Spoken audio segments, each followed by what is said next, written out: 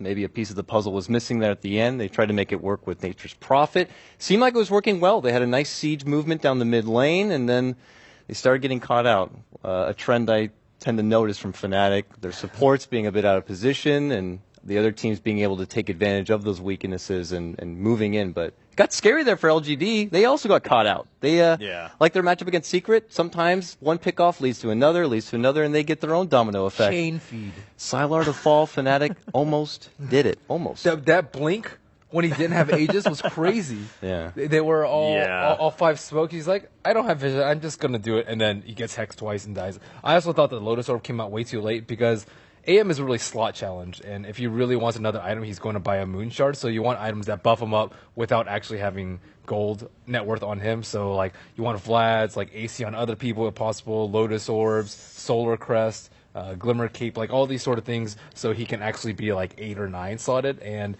he just got Chain Hex and died, and then, like, a homing missile the Lotus Orb was the biggest thing for all of the other teammates to actually try and get it, and it's difficult for the supports to get, so I guess Tusk or Puck? It came kind of late because of that reason in particular.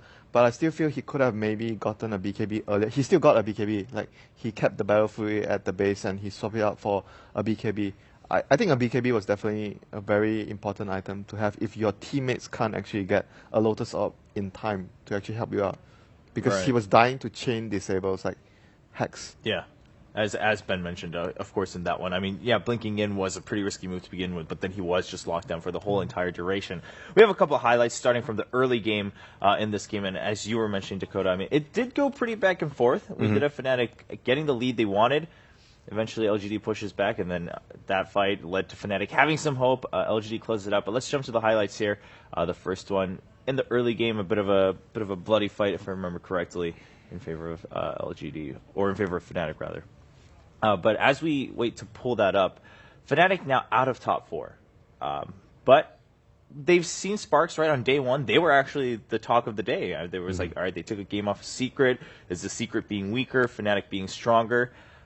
Yeah, sure, not the best ending they would have wanted, but Dakota, how do you feel about Fnatic and their chances going into the bracket stage? Well, they have been a crowd pleaser definitely at their start. They're a team that it's very clear that if you back them into a corner, they're going to pull out some crazy shenanigans to get it back, whether it's hiding rapiers in your fountain and being able to pull back games on the brink of defeat. It didn't work there, unfortunately, against LGD.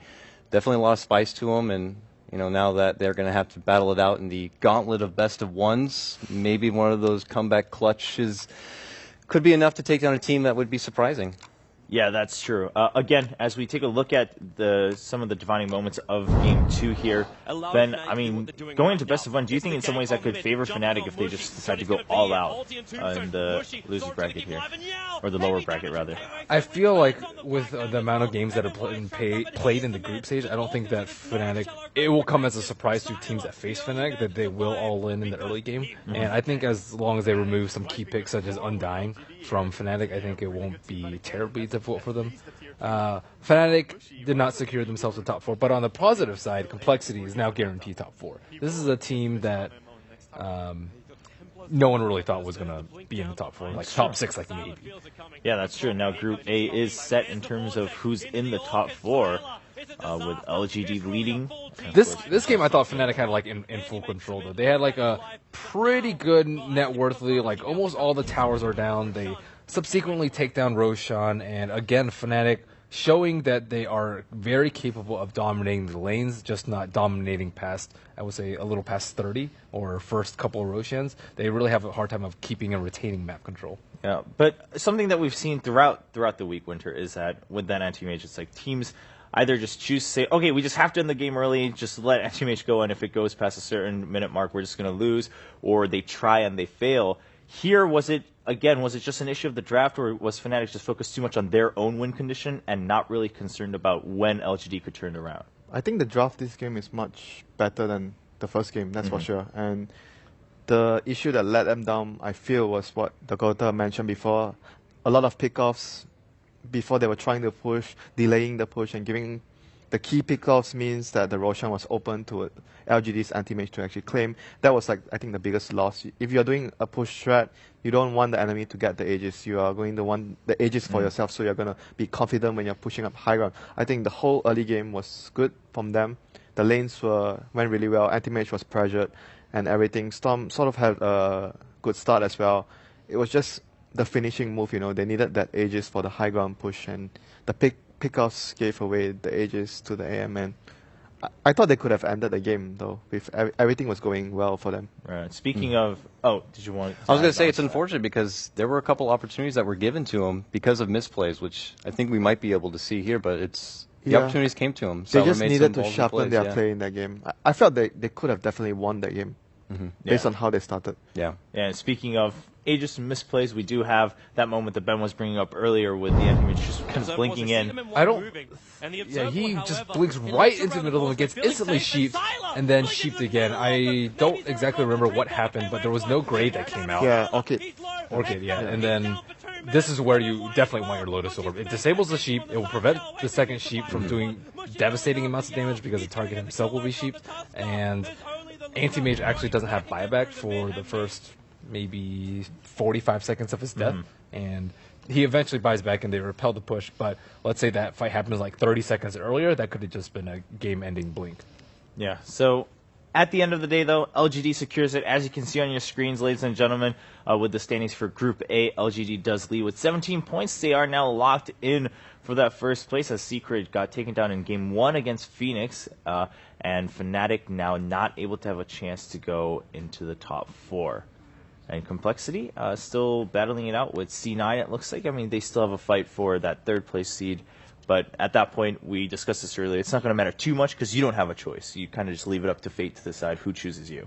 I just want to go, like what Ben said, I'm really impressed with Complexity. I don't mean to sound too American biased with it, but this is a team where no one had them in their compendium to make it out from the wild card, from the whole qualifier run. They didn't have them in their top 3 or 4, and some of these kids don't have any LAN experience whatsoever. Ziz on their team, their core carry player, this is his first LAN is TI. And he's stepping up, and they're all doing really, really well. They're taking games off a lot of these opponents. I hope they're not underestimating him because they're clearly showing that they can adapt very well to the new meta, that play style, and make it work. Yeah, Complexity, I mean, as they said, as the Freeman brothers were saying, I mean, and of course their teammates, they were all like, well, you know what? We actually are here just to prove everyone wrong. We thought everyone was leading into TI. That's how we viewed the year. And so far, they're doing really well. Ben, do you think this is going to carry through strongly throughout the bracket stage, or as much as possible? I think so. Just because looking at their drafts, it varies a lot. They play Wisp, they play Sven, they play Tusk Techies. You really don't know what they're going to do, and it seems like they have specific strategies tailored towards each team, and they're tailored well. And I think that they've certainly done their homework. They're not cursed by the North American instability that has plagued so many other teams in the same region, and they seem very, very determined. I think they're one of the most determined teams out there, not only to prove everyone wrong, but to secure a top placing at TI. All right. Now, moving forward, again, every match matters a little bit here on the last day because we still have some volatile standings, especially in Group B. Group A, more or less, the top 4 bottom 4 are set. But again, C9 and Complexity still battling it out on stream 2, so you guys can go check out the end of that if you want to. But for us, we're going to start taking a look at Group B. And in their newbie, can they secure a spot or can they still move up? Can they get a win, like a series win at all in this group, or will they end with just a bunch of draws and maybe 1 or 2 losses at the end of the week? That's the big question. Their next matchup up against Vici Gaming. Dakota, what are your thoughts on newbie so far? So far, it's feeling a bit like last year. Maybe they're playing a bit of possum, and then they creep in, and then they're TI champions. I mean, it's hard to say. Yeah, I believe coming into this day, they need to get all wins, 4 wins, something like that, to be able to be more secured into the upper echelon. But it's going to be tricky. I don't know. Newbie. They're a very intriguing group. Next thing you know, they pull out and they have everything figured out. That's true. I think if they're in the lower bracket, I still think they have a pretty good shot of placing top 8. So I don't think that starting off in the lower bracket is going to necessarily be the doom of newbie. Okay. I feel like it's somewhat of a different story than last year. Last year, they underperformed in the group stage. I think they were expecting maybe top 6, and I think it was the 9th through 10th area. And this year, they were expected 7th through 8th.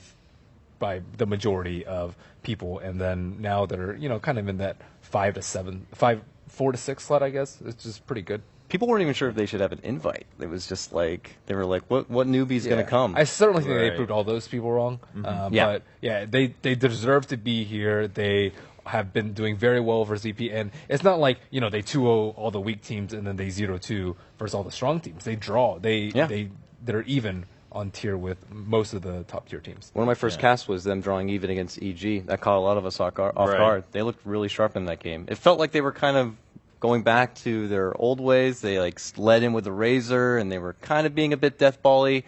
Really surprised that EG kind of got thrown off by that, and it was a nice little rematch to see from last year in the upper bracket. But they got that win, and they continue to pull out little draws. And in best of ones, there is no second game to make a comeback. Right.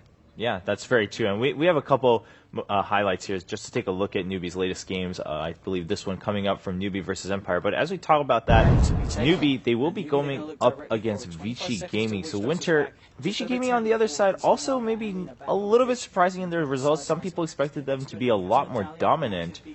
What are your thoughts on that? I think they looked really lost in the last 2 games yesterday against CDAC. Lost 0-2 to CDAC, and their draft sometimes didn't feel as natural. I feel like there are a few disagreements between the teammates when they are picking the heroes. Just a gut feeling, from the way they were picking the heroes. There wasn't a lot of synergy together, and they didn't play very well. I was expecting things to be much better when they swapped their drafters back to FY, but apparently not. They are still having problems within the team itself. They're not playing as a unit as well. And yeah, I think in general their draft and team play is not very good in the group stages. And as we were seeing in that clip, of course, Newbie, I mean, just being on point with when they, their split-second decisions, and they say, actually, we can just turn this around. We thought we were going to back off, but we're just going to turn around, end the game right there, win the fight, wipe Empire, and go onward. So Newbie versus Vici, it basically sounds like Newbie's still kind of on the rise and Vici not so much. They're being halted a little